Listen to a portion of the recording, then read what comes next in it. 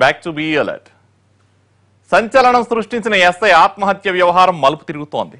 గతేడాది విశాఖలో railway track పై SI dead body కనిపించడంతో సూసైడ్ అనుకున్నారు. జేబులో లేఖ లభించడంతో ఆత్మహత్య నిర్ధారించుకున్నారు. కానీ ఇప్పుడు ఆ కేసులో ఊహించని ట్విస్ట్.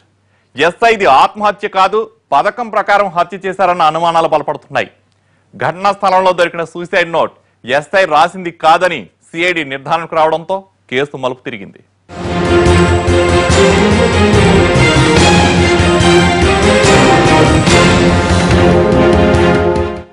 శ్రీకాకుళం జిల్లా వంగర ఎస్ఐ జి వీరాంజనేయులు ఆత్మహత్య కేసులో ఊహించని ట్విస్ట్ ఇది. ఎస్ఐది ఆత్మహత్య కాదు, హత్య అన్న అనుమానాలు బలపడుతున్నాయి. ఇదే కోణంలో సిఐడి దర్యాప్తు సాగుతోంది. విశాఖపట్నంలోని గోపాలపట్నం లక్ష్మీనగర్ కు చెందిన గుడబండ కన్నయ్య కాంతమ్మ దంపతుల రెండో కుమారుడు వీరాంజనేయులు 2008లో పోలీసు శాఖలో చేరాడు. శ్రీకాకుళం జిల్లా వంగర్లో ఎస్ఐగా పనిచేస్తుండగా 2014 అక్టోబర్ 24న ఏసీబీకి పట్టుబడి సస్పెండ్ అయ్యాడు. అప్పటి నుంచి విశాఖ నగరం గోపాలపట్నంలోని తల్లిదండ్రుల వద్దే ఉండేవాడు. 2015 ఏప్రిల్ 21 సాయంత్రం గోపాలపట్నం రైల్వే క్యాబిన్ దగ్గర పట్టాలపై వీరాంజనేయులు మృతదేహాన్ని రైల్వే పోలీసులు గుర్తించారు. వీరాంజనేయులు జేబులో నుంచి ఓ లేఖను కూడా స్వాధీనం చేసుకున్నారు.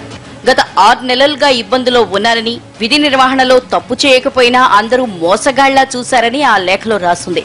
దీంతో వీరాంజనేయులు ఆత్మహత్య చేసుకున్నాడని అంతా భావించారు.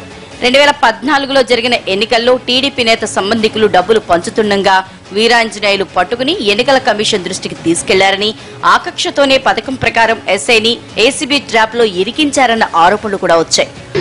నాగరాజు ఫ్రెండ్ బాది, తర్వాత ఏమో బంగారాజు, తర్వాత కిరణ్ నాగరాజు కొడుకు, వీళ్ళు నలుగురేనండి. నలుగురి మీద మాకు అనుమానం సార్. వీళ్ళు నలుగురే చంపేశారు సార్.